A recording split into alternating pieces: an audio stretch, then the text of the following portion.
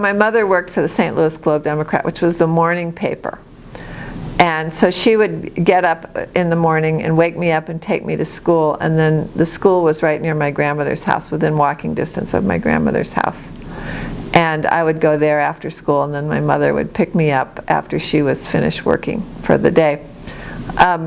She was the women's page editor. She ran the 2 yearly fashion shows, and she would go off to New York twice a year to New York Fashion Week.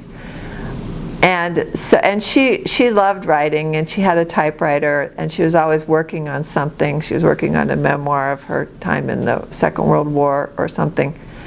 But they didn't pay her much. So my grandparents lived, the county that we lived, the little town we lived in, which is called Webster Groves, was quite a diverse town. And it had all kinds of people, from this one section of town that was beautiful, big houses, that very wealthy people, to other sections of town that were mixed neighborhoods, and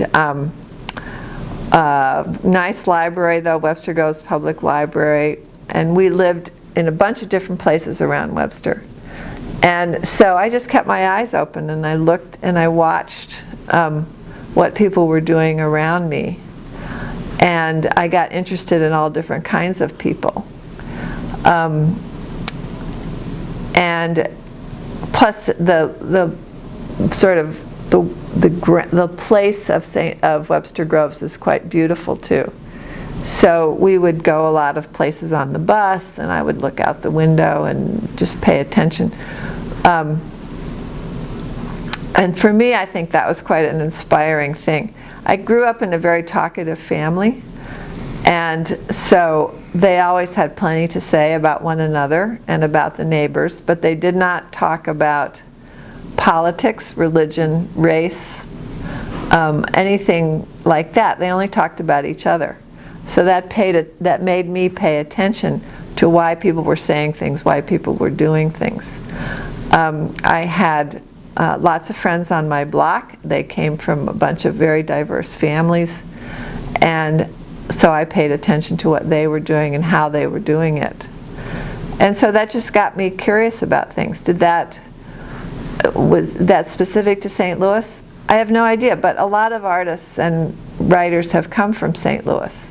So maybe there is something in the sort of simultaneous centrality and effervescence of life in St. Louis. You always know. It doesn't matter what era you're living in, you always know you can get out of town. You can take Route 66, you can cross the bridge, you can cross the Eads Bridge over into Illinois, you can take the train to Chicago, you can get on the boat and go down to New Orleans. I mean, there's this sense in St. Louis that you can go any direction that you want. And maybe that influences people too. But I had some very wealthy relatives, because my grandfather was the youngest of a very large family, and they lived down the street from where T.S. Eliot had grown up, and they lived, another person who had been on that street for a while was Tennessee Williams. So there was just this sense in St. Louis of, well, try it out.